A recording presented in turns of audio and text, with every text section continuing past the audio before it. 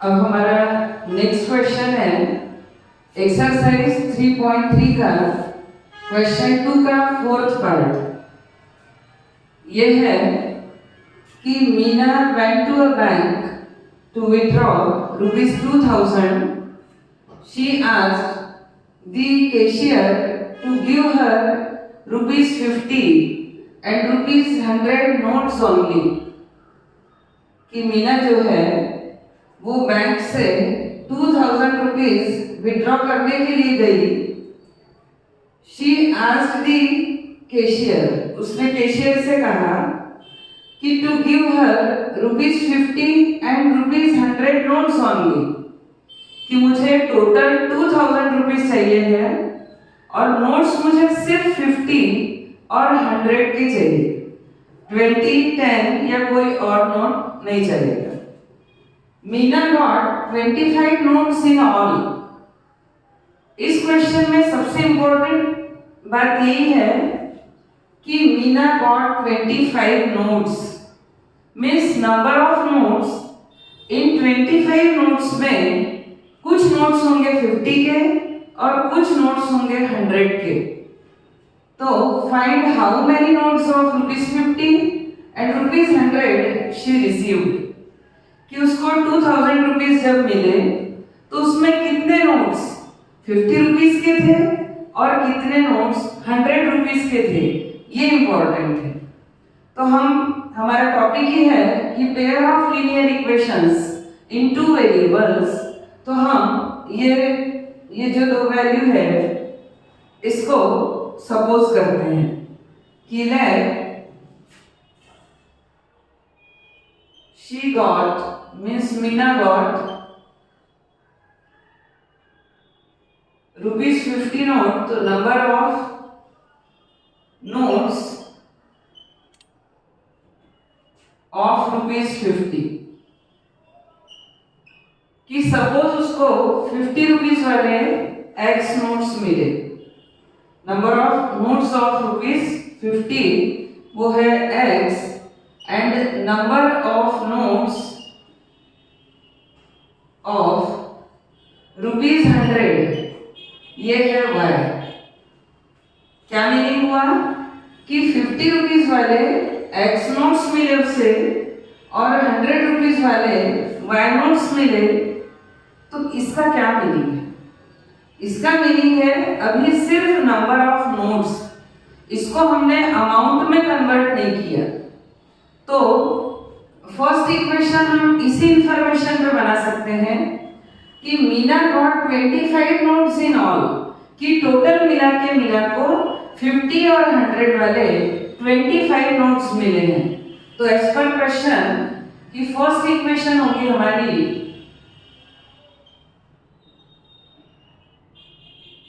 कि 50 रुपीज वाले x notes और 100 रुपीज वाले वाई नोट्स, और टोटल नोट्स जो है Meena got 25 notes in all, तो टोटल नोट्स उसे मिले हैं x plus y is equal 25। तो it will be the first equation in two equation. तो ये हमारा फर्स्ट इक्वेशन हुआ। अब सेकेंड इक्वेशन देखो कैसे फॉर्म होगा कि Meena went to a bank to withdraw rupees 2000, total amount जो है वो 2000 रुपीज है। अब 2000 रुपीज है मीन्स अब हमको ये नहीं मालूम कि उस 2000 में कितने नोट्स 50 रुपीज के हैं और कितने नोट्स 100 रुपीज के हैं। तो इसको एक इजी वे में ऐसे समझिए कि भाई यदि हमारे पास 2 नोट्स ऑफ 50 है, 50 के यदि 2 नोट्स है, यदि मेरे पास ये 50 रुपीज के 2 नोट्स है, तो इसमें यदि मैं आपसे पूछूं कि हाउ मेनी नोट्स ऑफ ₹50, तो आप कहोगे मैम 2 नोट्स, यहाँ पर नंबर ऑफ नोट्स है 2। बट यदि मैंने बोल दिया कि how much amount is it, ये कितना अमाउंट है, 2 notes of 50 means 2 into 50 100 rupees हुआ। अमाउंट कितना हो गया? 100 रुपीज। नंबर ऑफ नोट्स 2 है, लेकिन अमाउंट कितना है? ये 100 रुपीज है। कैसे निकाला? कि 2 notes of 50 means 2 into 50 100 rupees. तो ये अमाउंट हमारे पास बना 100 रुपीज। तो इसी तरीके से यदि हमारे पास टोटल रुपीज 2000 है, तो हम ये देख लेते हैं कि 50 वाले कितने नोट्स है उसको अमाउंट में कन्वर्ट कर लेते हैं, और 100 वाले कितने नोट्स है उसको अमाउंट में कन्वर्ट कर लेते हैं। तो हम लिखेंगे यहाँ सेकंड इक्वेशन के लिए कि we have x notes of rupees 50 वाले हमारे पास कितने नोट्स है? x नोट्स है, तो चेंज इन अमाउंट वो कितने रुपीस में कन्वर्ट होगा? 50 into x।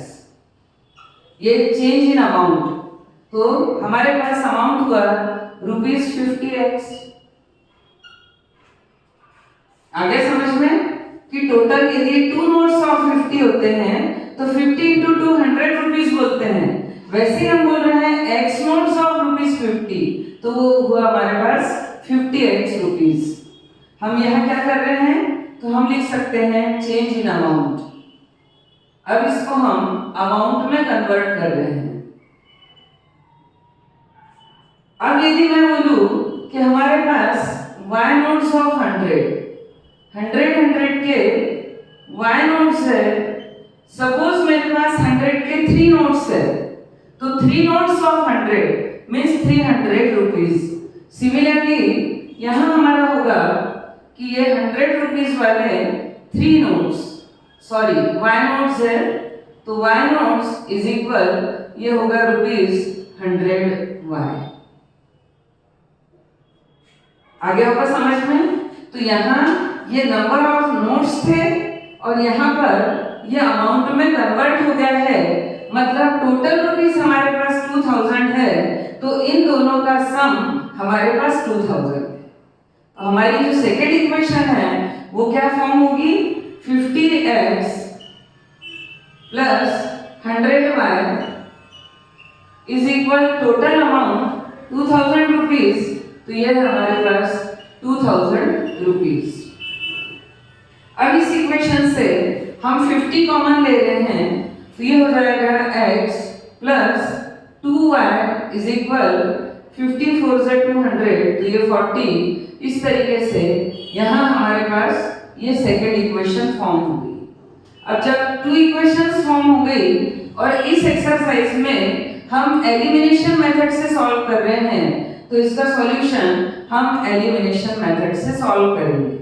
एलिमिनेशन के लिए या तो हमको x कोएफिशिएंट सेम होना या y कोएफिशिएंट सेम होना, तो यहाँ x की जो वैल्यू है वो ऑलरेडी दोनों के कोएफिशिएंट्स 1 है, तो हम लिखेंगे यहाँ from 1 and 2 by elimination method की first equation is x plus y is equal 25 and second one is x plus 2y is equal 40।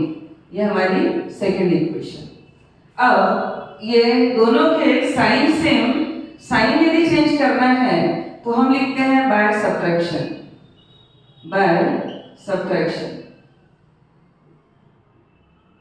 तो ये माइनस और ये minus, x to x cancel, -2y and y, तो ये होगा -y, -40 and 25। Sign change करने के बाद नीचे वाली इक्वेशन के साइन ये बन जाते हैं, तो -40, तो ये होगा हमारे पास -15। ठीक है, ये 40 -25, माइनस टू माइनस कैंसल, तो y इज इक्वल 15 और y इज इक्वल 15 का मीनिंग हुआ कि हमारे पास 100 रुपीज वाले 15 नोट्स है। कितना हो गया ये अमाउंट? 1500। अब यहीं से हमको क्लियर हो गया है कि हमारे पास 50 के कितने नोट्स होना चाहिए? 10, तभी वो 500 हो जाएगा। तो हम फ्रॉम इक्वेशन 1 इस वैल्यू को इक्वेशन 1 में सब्स्टिट्यूट करते हैं, तो फ्रॉम 1 कि x plus y is equal 25। तो y की इस वैल्यू को यहाँ सब्स्टिट्यूट किया तो x plus 15 is equal 25। So x is equal 25 minus 15, so x is equal 10। तो x मीन्स हमारे पास 50 रुपीज वाले 10 नोट्स है। तो 10 इंटू 50 500 और ये 15 इंटू 100 1500 और दोनों का सम हो गया 2000, जो कि हमारा वेरिफिकेशन हो गया। और सेकंड ये कि हमारे पास दोनों नोट्स मिला के 25 नोट्स थे, तो 15 प्लस 10 ये 25 आ गए। तो हमारे आंसर जो है वो करेक्ट है। अब लास्ट में हम यहाँ आंसर सिस्टमेटिकली पेपर में हमको ये पूरा सॉल्व टू आंसर तक हर एक स्टेप लिखना है। हम काफी शॉर्ट ट्रिक सीखते हैं, लेकिन एग्जामिनेशन में हर एक स्टेप पे मार्क्स होते हैं, तो फिर हमको वहाँ शॉर्ट ट्रिक का कोई काम नहीं है। हमको पूरा एक्सप्लेनेशन एक एक स्टेप के साथ देना ही होगा। तो आंसर होगा हमारा कि नंबर ऑफ ₹50 नोट्स। 50 रुपीज वाले हमारे पास कितने नोट्स हुए? x थे, मीन्स 10 नोट्स है। एंड नंबर ऑफ ₹100 नोट्स, ये हमारे पास y मीन्स 15 नोट्स है। तो ये हमारा आंसर हुआ। होप करती हूँ कि क्वेश्चन बहुत अच्छे से समझ आया होगा।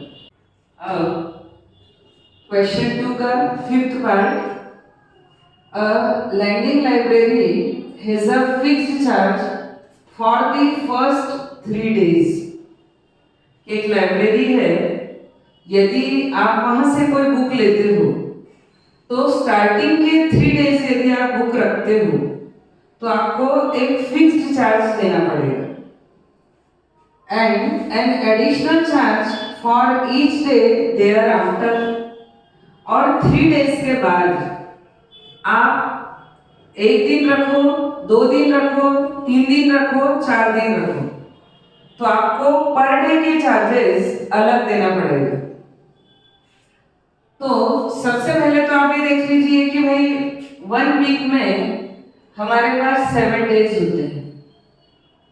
1 वीक इज इक्वल 7 डेज। अब 7 डेज में से स्टार्टिंग के 3 डेज हमारे पास फिक्स्ड चार्जेस तो लगेंगे ही लगेंगे। अब हमको इस बात पे फोकस करना होगा कि कोई स्टूडेंट यदि लाइब्रेरी से बुक लेता है तो वो 3 डेज के बाद कितने एक्स्ट्रा डेज और रखता है, उसके लिए पर डे हमारे चार्जेस डिफरेंट होंगे। तो अब हमारे पास है कि find the fixed charge.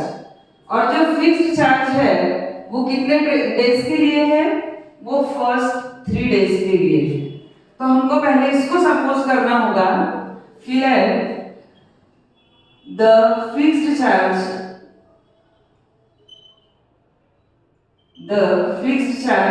For 3 days. First 3 days जो है, फर्स्ट 3 डेज, तो वो हमारे पास होगा ₹X। मतलब यदि आप बुक 3 डेज रखते हो तो आपको फिक्स्ड चार्ज X रुपीज देना है। और the charge for each extra day. और 3 डेज के अलावा अब वीक में 3 डेज निकल गए तो बचे 4 डेज। उन 4 डेज में से आप जितने भी एक्स्ट्रा डे के लिए वो बुक रखते हो, 1 डे रखो, 2 डे रखो, 2 डेज रखो, 3 डेज रखो, आपको एक्स्ट्रा चार्जेस पर डे के हिसाब से देना होगा। तो हम सपोज करेंगे कि the charge for each extra day is ₹Y। तो ये Y रुपीज होगा। अब ये दोनों जो वैल्यूज है उससे हम इक्वेशन फॉर्म करेंगे कि सरिता ने टोटल कितना पे किया। तो हम ये देखेंगे कि इससे यहाँ हमारे पास first equation as per question कि Sarita paid ₹27 for a book she kept for 7 days। उसने पूरा वीक बुक रखी है 7 days। अब यदि उसने 7 days बुक रखी तो स्टार्टिंग के 3 days के लिए चार्जेस होंगे ₹X, और जो अब 3 days के लिए तो चार्जेस हो गए ₹X। फिर बचे कितने डेज? 4 days। तो 4 days में ईच डे मीन्स 1 डे के चार्जेस है ₹Y, तो 4 डे के लिए चार्जेस कितने होंगे? 4Y। तो ये होगा हमारे पास X + 4Y, और टोटल उसने कितना पे किया है? तो उसने पे किया है ₹27। तो ये हमारी फर्स्ट इक्वेशन हुई कि X + 4Y = 27। होप करती हूँ कि समझ आ गया होगा। फिक्स्ड चार्जेस है ₹X, जो स्टार्टिंग के 3 डेज के लिए हैं, और रिमेनिंग 4 डेज, तो उसने टोटल 7 डेज वो बुक रखी है, तो रिमेनिंग के लिए पर डे चार्जेस ₹Y है, तो 4 डेज के लिए वो चार्जेस होंगे 4Y, और टोटल जो है उसने पे किया ₹27। सिमिलरली सेकंड हमारे पास है सूजी पेड, तो उसने कितना पे किया है? अब ₹21, तो उसने टोटल ₹21 पे किया है। कितना? She kept for 5 days। उसने टोटल 5 days बुक रखी, तो स्टार्टिंग के 3 days के लिए उसको ₹X फिक्स्ड चार्ज दे दिए उसने।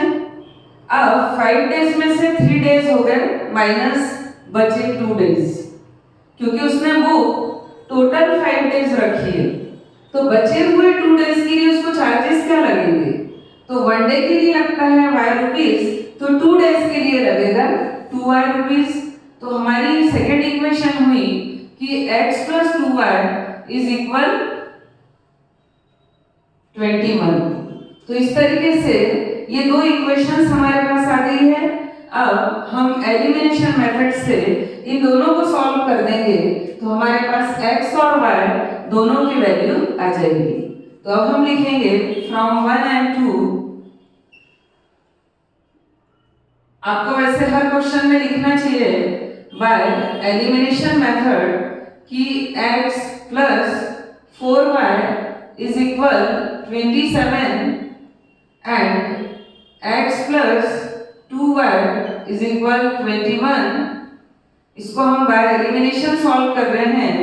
अब दोनों के साइन सेम है, तो यहाँ लिखेंगे हम बाय सब्ट्रैक्शन। साइन चेंज करना हो तो हम क्या लिखते हैं इक्वेशंस में? By subtraction. तो ये minus minus and minus, x to x cancel, 4y - 2y, तो ये हमारे पास 2y, एंड 27 - 21, तो ये हुआ 6। इस तरीके से 2y = 6। सो नेक्स्ट स्टेप में यहाँ कर रही हूँ कि 2y = 6, सो y = 6/2, तो 2 3s, तो ये हमारा आंसर हुआ कि y = 3। मीन्स पर डे के लिए हमारे पास जो एक्स्ट्रा आफ्टर 3 days जो पर डे चार्जेस है वो ₹3 है।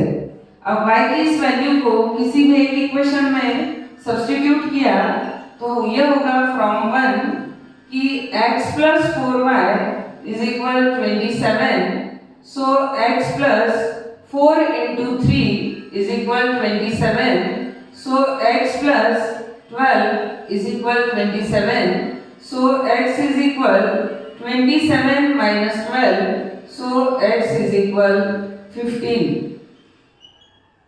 तो फिक्स्ड चार्ज हमारे पास है 15। अब आप यहाँ पर एक बार वेरिफिकेशन कर सकते हो। x है 15 प्लस 4 × 3 12, तो 15 + 12 27। सिमिलरली इसमें भी, तो ये हमारे पास x = 15, तो जो फर्स्ट 3 days के लिए हमारे पास फिक्स्ड चार्जेस थे वो है ₹15। तो इस तरीके से ये दोनों आंसर्स हमारे पास आ गए हैं। तो आंसर कि x = मीन्स द चार्जेस या द फिक्स्ड चार्जेस। तो फिक्स्ड चार्ज हुआ हमारे पास ₹15 and charge for each day. Charge for each day is equal, ये हुआ ₹3 जो y की वैल्यू। तो इस तरीके से ये 5th क्वेश्चन हमारा यहाँ पे कंप्लीट हुआ।